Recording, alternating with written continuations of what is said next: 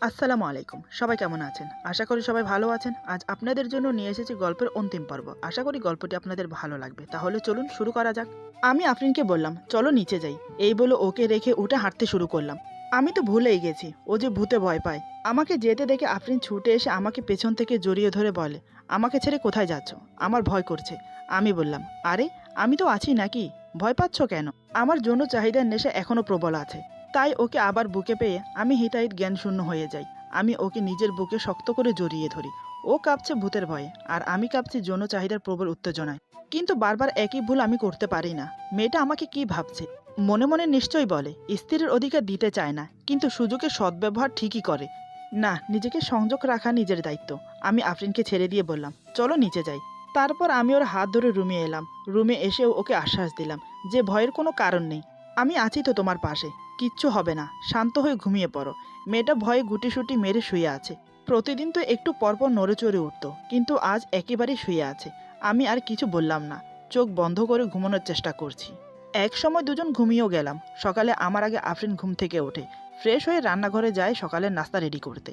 তার কিছুক্ষণ পর আমি উঠলাম ঘুম থেকে, ফ্রেশ হয়ে নাস্তা করে ক্লিনিকে চলে গেলাম। এভাবে বেশ কিছুদিন কেটে গেল। ভালোই দিন যাচ্ছিল দুজনের। আগের থেকেও দুজন অনেকটা ফ্রি হয়েছি। মাঝে মাঝে অজুহাত দিয়ে ওকে কাছে টানি। ধীরে ধীরে আফরিন আমার মনে জায়গা করে নিয়েছে। আমিও যে ওকে আস্তে আস্তে ভালোবাসতে শুরু করেছি সেটা আমি অনুভব করতে পারি। একদিন বিকেলে আমি বাসায় ফিরছিলাম ক্লিনিক থেকে। সেদিন হয়তো আমার ভাগ্যটাই খারাপ ছিল। মাঝ রাস্তায় আসতেই একজন বৃদ্ধ লোক রাস্তার মাঝখানে চলে আসে। তাকে বাঁচাতে গিয়ে আমার গাড়িটা বড় একটা ট্রাকের সাথে ধাক্কা খায়। এত জোরে ধাক্কা খেয়েছে যে আমার গাড়িটা ৩ বার উল্টে গিয়ে পড়ে রাস্তার অপর পাশে। তাতে করে আমি গুরুতর আহত হই, সাথে সাথে অজ্ঞান হয়ে যাই। মাথা থেকে অনেক রক্তক্ষরণ হচ্ছে। অ্যাক্সিডেন্ট হওয়ার সাথে সাথে আশেপাশের লোকজন এসে আমাকে হসপিটালে নিয়ে যায়। আমার সাথে থাকা ফোন থেকে বাড়িতে ফোন করা হয়। আমার অবস্থা খুবই খারাপ ছিল, তাই ডাক্তার পুলিশ কেস জেনেও আমার ট্রিটমেন্ট শুরু করলো। কারণ এখন সাথে সাথে যদি ট্রিটমেন্ট শুরু না করে তাহলে কিন্তু পরে আমাকে বাঁচানো যাবে না। তাই আমাকে তাড়াতাড়ি অপারেশন থিয়েটারে নিয়ে যায়। প্রায় ২ ঘন্টা ট্রিটমেন্ট করার পর আমাকে আইসিইউতে রাখে। আমার অ্যাক্সিডেন্টের কথা শুনে মা বাবা আফরিন ছুটে আসে হসপিটালে। এসে যখন আমার অবস্থার কথা শুনে তখন সবাই কান্নায় ভেঙে পড়ে। ডাক্তার সান্ত্বনা দিয়ে বলে, "প্লিজ আপনারা এভাবে ভেঙে পড়বেন না। রোগীর অপারেশন সাকসেসফুল হয়েছে, তবে আইসিইউতে আছে, কখন জ্ঞান ফিরবে বলা যায় না। আমরা আপ্রাণ চেষ্টা করছি, আর বাকি সব কিছু আল্লাহর হাতে।" ডাক্তারের কথা শুনে আমার বাবা কান্নায় ভেঙে পড়ে। আমার মা মাথায় হাত দিয়ে বেঞ্চে বসে পড়ে। আফরিন তো অজ্ঞান হয়ে পড়ে যায়। দুজন নার্স ধরাধরি করে কেবিনে নিয়ে যায়। বাবা নিজেকে স্বাভাবিক করে ডাক্তারকে জিজ্ঞেস করে, "আমার ছেলের কি হয়েছে? ও বাঁচবে তো? ওর কিছু হলে আমরা দুজন বুড়ো বুড়ি বাঁচব না। ও যে আমাদের একমাত্র সন্তান। ও ছাড়া যে আমাদের আর কেউ নেই।" ডাক্তার বাবাকে সান্ত্বনা দিয়ে বলে, "আহা, আপনারা এভাবে ভেঙে পড়বেন না। নিজেকে শান্ত রাখুন। ভয়ের তেমন কিছু নেই, বিপদ কেটে গেছে। তবে মাথায় গুরুতর একটু আঘাত পেয়েছে, তাই জ্ঞান ফিরতে একটু সময় লাগবে। আল্লাহ তো আছে, তিনি সব ঠিক করে দেবেন। আর আমরা তো আছি, চিন্তার কোনো কারণ নেই।" এই বলে সান্ত্বনা দিয়ে চলে গেল। ডাক্তার চলে যাওয়ার পর বাবা মাকে সান্ত্বনা দিয়ে বলে, "তুমি শান্ত হও, সব ঠিক হয়ে যাবে।" ডাক্তার তো বলল, "আরিফ এখন বিপদমুক্ত। এদিকে খেয়াল করেছো, মেয়েটা অজ্ঞান হয়ে গেছে। আমাদের দুজনকে শক্ত হতে হবে। ওদের দুজনকে সামলাতে হবে। তাই বলছি চলো মেয়েটার পাশে গিয়ে বসি, ওকে সান্ত্বনা দেই। আমরা ছাড়া কেই বা আছে ওদের জন্য?" মা বলে, "কিন্তু আমার ছেলে?" বাবা বলে, "ওকে এখন দেখতে পাবে না, কারণ ও আইসিইউতে আছে। তার চেয়ে বরং চলো আমরা আফরিনের কাছে যাই।" এই বলে বাবা মাকে ধরে ধরে আফরিনের ওয়ার্ডে নিয়ে যায়। মেয়েটা তখনও অজ্ঞান হয়ে আছে। প্রায় ঘন্টা খানেক পর আফরিনের জ্ঞান ফিরে। মা বাবাকে দেখে ফ্যালফ্যাল করে তাকিয়ে থাকে। চোখের কোণ দিয়ে জল গড়িয়ে পড়ছে। বাবা আফরিনের মাথায় হাত বুলিয়ে বলে, "মা, কি হয়েছে তোর? তুই ঠিক আছিস তো?" আফরিন ফুপিয়ে কেঁদে উঠে বলে, "বাবা, আমার তো সব শেষ হয়ে গেল। ওর কিছু হলে আমি যে বাঁচবো না।" মা বাবা দুজন ওকে সান্ত্বনা দিয়ে বলে, "মা রে, তুই শুধু শুধু টেনশন করছিস। আরিফ ঠিক আছে, ডাক্তার বলেছে এখন বিপদমুক্ত। শুধু জ্ঞান ফেরার অপেক্ষা। এই অবস্থায় তোকে শক্ত থাকতে হবে।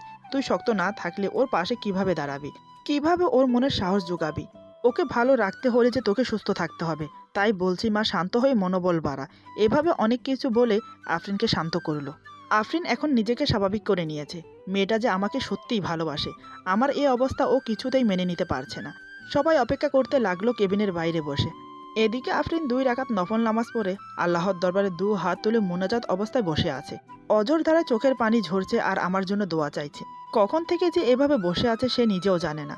সারা রাত আমি আইসিইউতে ছিলাম। সকাল ১০টার দিকে আমার জ্ঞান ফিরল।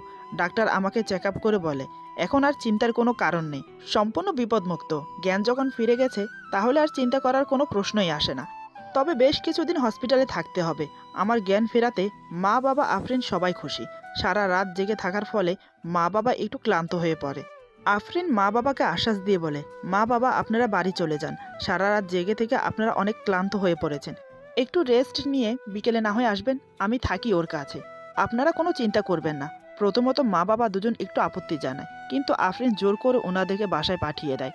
আমি তখন কথা বলার অবস্থায় ছিলাম না, শুধু চোখ মেলে তাকিয়ে থাকা ছাড়া আর কিছুই বলতে পারি না।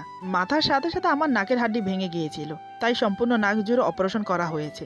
তার ফলে আমি কথাই বলতে পারি না, নর্মাল খাওয়া দাওয়া একদম বন্ধ, স্যালাইনের সাহায্যে খাওয়ানো হয়। মা বাবা চলে যাওয়ার পর আফরিন আমার পাশে বসেছিল, আমার দিকে করুণভাবে তাকিয়ে চোখের জল ফেলছে।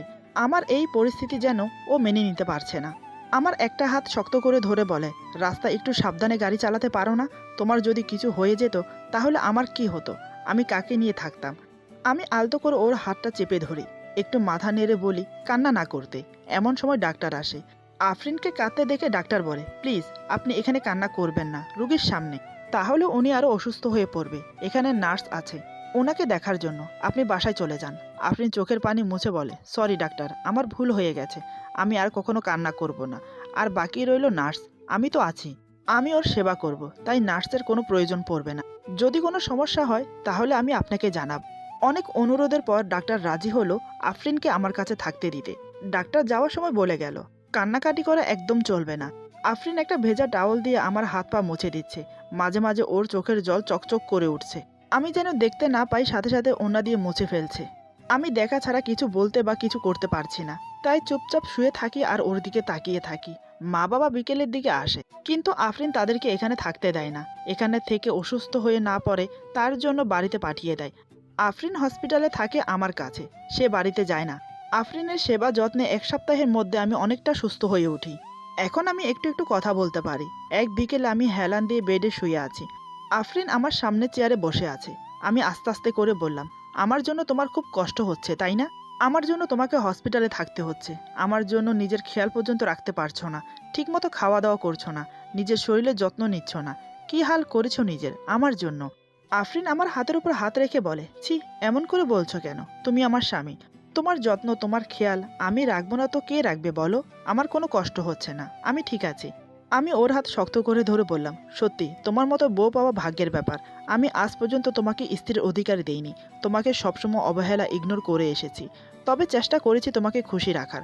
কিন্তু তুমি এত কিছুর পরেও আমার খেয়াল রাখছো, আমার সেবা করছো।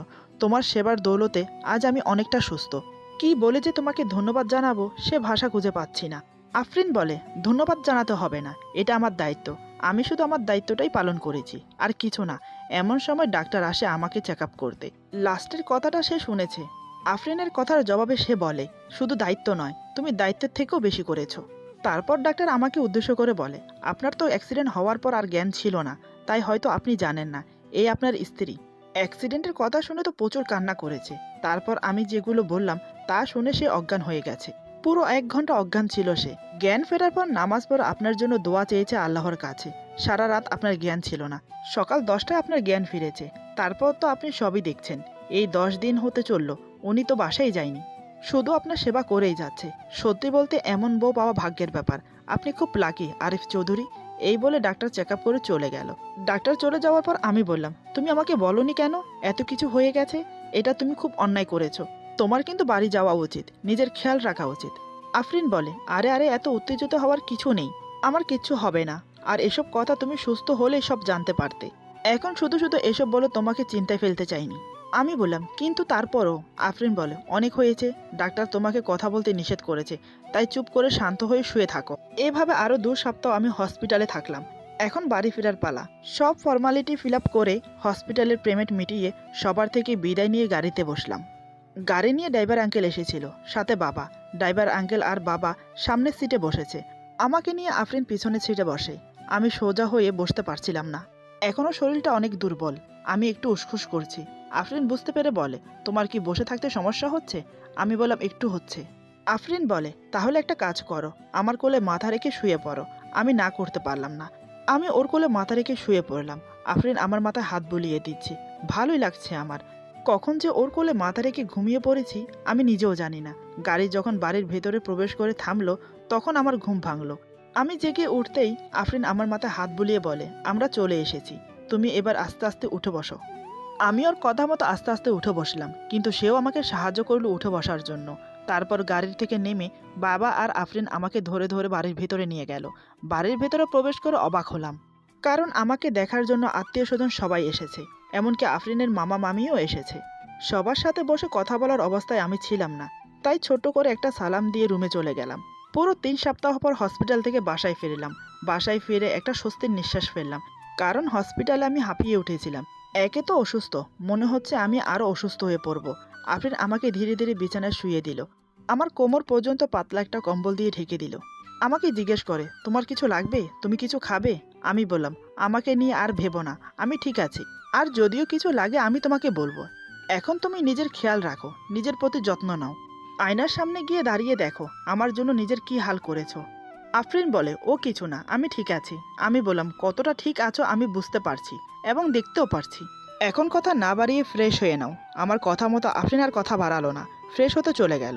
এই 3 সপ্তাহে মেয়েটা অনেক শুকিয়ে গেছে। চুলগুলো তেল শ্যাম্পু ছাড়া উস্কো খুস্কো হয়ে আছে।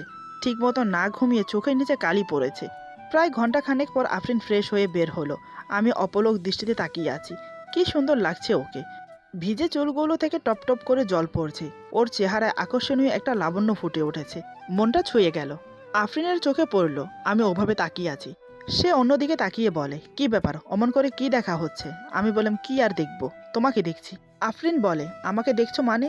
এর আগে কি আমাকে আর দেখোনি? এই কয়দিন তো রাত দিন 24 ঘন্টা তোমার সাথেই ছিলাম। আমি বললাম, তা তো ছিলে, তবে আজ একটু অন্যরকম লাগছে তোমাকে। আফরিন বলে, অন্যরকম লাগছে মানে? আমি তো আগের মতোই আছি। আমি বললাম, তুমি কি জানো গোসলের পর তোমাকে কত সুন্দর লাগে? তোমাকে খুব সুন্দর দেখাচ্ছে, আমি যে চোখ সরাতে পারছি না। আফরিন লজ্জা পেয়ে বলে, যা, তুমি যে কি বলো না, তোমার মুখে কিছু আটকায় না। আমি বললাম, যা সত্য তাই বলেছি। আফরিন বলে, অনেক হয়েছে প্রশংসা করায়, এখন শান্ত হয়ে শুয়ে থাকো, আমি তোমার জন্য স্যুপ নিয়ে আসছি। এই বলে আফরিন চলে গেল। আমি ওর চলে যাওয়ার দিকে তাকিয়ে থেকে মুচকি হাসলাম। শুয়ে শুয়ে ভাবছি, মেয়েটাকে আর কষ্ট দেব না, আমাকে ও অনেক ভালোবাসে। আর একটু সুস্থ হয়ে নেই, তারপর আমার ভালোবাসা এজাহার করব ওর কাছে। ওকে আমার বুকের মাঝে রেখে অনেক ভালোবাসবো। এসব চোখ বন্ধ করে কল্পনা করছি আমি, বুকের সাথে একটা বালিশকে শক্ত করে ধরে। এমন সময় আফরিন স্যুপ নিয়ে ঘরের ভেতর প্রবেশ করে। টি টেবিলে স্যুপ রেখে বলে, কি ব্যাপার, বালিশ বুকে নিয়ে কী ভাবা হচ্ছে এত? আফরিনের কথায় আমার ধ্যান ভেঙে গেল। চোখ খুলে বালিশটা সরিয়ে বললাম, কিছু না। তারপর আমি হেলান দিয়ে উঠে বসলাম। আফরিন আমার পাশে বসে, আমাকে গরম গরম স্যুপ ফু দিয়ে খাইয়ে দিচ্ছে। আমি কিছুটা খেয়ে ওর হাত থেকে স্যুপের বাটি নিয়ে নিলাম। আফরিন বলে, এ কী করছো, পড়ে যাবে তো? আমি বললাম, কিচ্ছু হবে না, তুমি হাঁ করো, আমি স্যুপ খাইয়ে দিচ্ছি। আফরিন অবাক হয়ে বলে, আরে আমি স্যুপ খাবো কেন, আমি কি অসুস্থ নাকি? এদিকে দাও, আমি তোমাকে খাইয়ে দিই। আমি বললাম, একদম না, আমার সেবা অনেক করেছো, এখন আমাকেও সুযোগ দাও তোমার সেবা করার। আমার সেবা করতে করতে তুমিও তো অসুস্থ হয়ে পড়েছ। আফরিন বলে, কিন্তু। আমি বললাম, কোনো কিন্তু নয়, হাঁ করো। আফরিন বুঝতে পারলো আমি ওর কথা শুনবো না, তাই চুপচাপ স্যুপ খেতে থাকে আর আমি ওকে খাইয়ে দিচ্ছি। এভাবে বেশ কিছুদিন কেটে গেল। আমি এখন আগের থেকে সম্পূর্ণ সুস্থ, কিন্তু এখনও ক্লিনিকে যাচ্ছি না। মা বাবা এক কথাই বলে দিয়েছে আরও কয়েকটা দিন রেস্ট নিতে। রাতে খাওয়া দাওয়া শেষ করে রুমে বসে আছি, আফরিনের জন্য ওয়েট করছি। কিছুক্ষণ পর হাতের কাজ শেষ করে আমার জন্য গরম 1 গ্লাস দুধ নিয়ে আসে রুমে। দুধের গ্লাসটা আমার হাতে দিয়ে বলে, গরম গরম দুধটা খেয়ে নাও। আমি চুপচাপ খেয়ে নিলাম, কিছু না বলে। গ্লাসটা টেবিলের উপর রেখে আফরিনকে বললাম, এই চলো না ছাদে যাই, অনেক দিন তো হয়ে গেল আমরা ছাদে যাই না। ভূতের ভয় পাওয়ার পর থেকে আমরা আর ছাদে যাইনি। সেই ঘটনাটা প্রায় অনেক দিন আগের, তাই হয়তো আফরিন ভুলে গেছে। আমি কিন্তু ভুলিনি। মনে মনে ভাবছি, এই রে, এখন যদি ভূতের কথা মনে পড়ে যায় তাহলে কিন্তু ছাদে আর যাবে না। কিন্তু না, সত্যিই আফরিন ভুলে গেছে ভূতের কথা। সে খুশি মনে বলে, চলো যাই। মনে মনে একটা দিক নিঃশ্বাস ফেলে বললাম, বাঁচা গেল, সত্যি মেয়েটা ভুলে গেছে। তারপর দুজন ছাদে গিয়ে বসলাম। আমি আর আফরিন পাশাপাশি, দুজনেই বাইরের পরিবেশটা দেখছি। আজ আকাশে পূর্ণিমার চাঁদ, ভারী সুন্দর আলো ছড়াচ্ছে। ঠান্ডা ঠান্ডা বাতাস বইছে, বাতাসের সাথে সাথে ফুলের মিষ্টি গন্ধ ভেসে আসছে। ফুলের গন্ধে পরিবেশটা মোমো করছে। আজ আমার বলতে কোনো দ্বিধা নেই, আমার মনের মানুষটা যে আমার পাশে আছে, আমিও যে ওকে বড্ড ভালোবেসে ফেলেছি। ইচ্ছে করছে শক্ত করে জড়িয়ে ধরে ভালোবাসাটা প্রকাশ করি। চাঁদের আলোতে আফরিনকে খুব সুন্দর দেখাচ্ছে। আমি রোমান্টিক দৃষ্টিতে ওর দিকে তাকিয়ে আছি। হালকা হালকা বাতাসে ওর চুলগুলো উড়ছে। পরিবেশটায় একটা রোমান্টিক রোমান্টিক ফিলিংস কাজ করছে। আমি ধীরে ধীরে আফরিনের হাত ধরলাম। সে এক ঝলক আমার হাতের দিকে তাকিয়ে চোখ সরিয়ে নেয়, কিন্তু আমাকে কিছু বলে না, আর হাতও সরিয়ে নেয়নি। বুঝতে পারলাম সেও চাইছে আমি তার হাত ধরি। আমি ওর হাত আমার অন্য হাতে তুলে নেই, তারপর দু হাতে চেপে ধরি ওর হাত। জানি না আফরিন কি বুঝলো, সে আমার দিকে ফিরে বলে, তুমি কি কিছু বলবে? আমি বললাম, হ্যাঁ বলবো। আফরিন বলে, কি বলবে বলো। আমি বললাম, কোথা থেকে যে শুরু করি সেটাই ভেবে পাচ্ছি না। আফরিন বলে, তোমার যেখান থেকে ভালো লাগে তুমি শুরু করো। আমি বললাম, তুমি কি আমাকে ভালোবাসো? আফরিন বলে, আজ হঠাৎ এই প্রশ্ন কেন বলো তো? আমি বললাম, মন চাইছে জানতে, তাই জিজ্ঞেস করলাম। আফরিন বলে, তোমার কি মনে হয় আমি তোমাকে ভালোবাসি? আমি বললাম, তুমি খুব চালাক, আমার প্রশ্ন আমার থেকেই উত্তর চাইছো। বেশ, বলছি তাহলে। আমি জানি তুমি আমাকে ভালোবাসো, অনেক বেশি ভালোবাসো, কি তাই তো? আফরিন মাথা নিচু করে বলে, খুব বেশি ভালোবাসি। আমি বললাম, আমার কাছে জানতে চাইবে না? আফরিন বলে, কি? আমি বললাম, আমি তোমাকে ভালোবাসি কি না। আফরিন বলে, আমি তো জানি তুমি আমাকে ভালোবাসো না, তুমি তো মন্তাহাকে ভালোবাসো। এই বলে মাথা নিচু করে নেয়। আমি বললাম, যদি বলি আমি তোমাকে ভালোবাসি, তাহলে কি তুমি আমাকে আপন করে নেবে? তোমার ওই ছোট্ট মনে আমাকে জায়গা দেবে? আমার এই কথায় আফরিন চোখ তুলে তাকায় আমার দিকে। সে আমার কথা বিস্ময়ে অবাক হয়ে যায়। সে ভাবতেও পারছে না আমার কথাগুলো কতটা সত্যি। আমি কি সত্যি ওকে ভালোবাসি, না মজা করছি? আফরিন কান্নাজড়িত গলায় বলে, তুমি আমার সাথে মজা করছো? আমি ওর ধরে থাকা হাতটা মুখের কাছে এনে একটা চুমো খেলাম। তারপর ওর চোখে চোখ রেখে বললাম, আমি তোমার সাথে মজা করছি না, সত্যি আমি তোমাকে ভালোবাসি। তোমার মায়ায় আমি জড়িয়ে গেছি। তোমাকে ছাড়া আমার বুকটা এখন শূন্য শূন্য মনে হয়। খুব ভালোবেসে ফেলেছি তোমাকে। তোমার বুকে মাথা রেখে সারা জীবন থাকতে চাই। তোমার সাথে একসাথে পথ চলতে চাই। তোমার হাসিতে হাসতে চাই। তোমার কান্নায় কাঁদতে চাই। তোমার দুঃখে দুঃখী হয়ে ভাসতে চাই। বলো, তোমার সঙ্গী করবে আমাকে? কথা দাও তুমিও মন্তাহার মতো আমাকে ছেড়ে চলে যাবে না। মন্তাহাকে হারিয়ে এখনও বেঁচে আছি, কিন্তু তোমাকে হারিয়ে আর বাঁচতে পারবো না। তোমাকে যে আমি আমার জীবনের থেকেও বেশি ভালোবেসে ফেলেছি। আমার কথাগুলো শুনে আফরিন আমার বুকে ঝাঁপিয়ে পড়ে, আমাকে শক্ত করে জড়িয়ে ধরে চিৎকার করে কেঁদে ওঠে। আমিও তাকে শক্ত করে জড়িয়ে ধরি। সে কান্না করতে করতে বলে, এমন করে বলো না, আমি তোমাকে ছেড়ে কোথাও যাব না। আমিও যে তোমাকে বড্ড ভালোবাসি। আমার খুব ইচ্ছে করে তোমার বুকে মাথা রেখে সারা জীবন কাটিয়ে দিতে। আমি ওর মাথায় হাত বুলিয়ে বললাম, এই পাগলি, এভাবে কেউ কান্না করে? তোমার তো খুশি হওয়ার কথা, তোমার আরিফ তোমাকে ভালোবাসে, তুমি তোমার সম্পূর্ণ অধিকার পাচ্ছ, তাহলে কান্না কিসের? কান্না বন্ধ করো।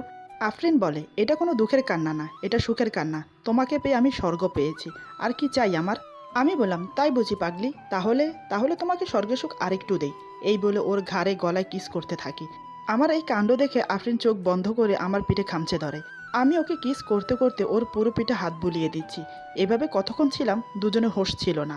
আর আমরা যে ছাদে বসে এসব করছি তা তো মাথায় ছিল না, কারণ দুজনেই চোখ বন্ধ করে একে অপরকে কিস করে যাচ্ছি।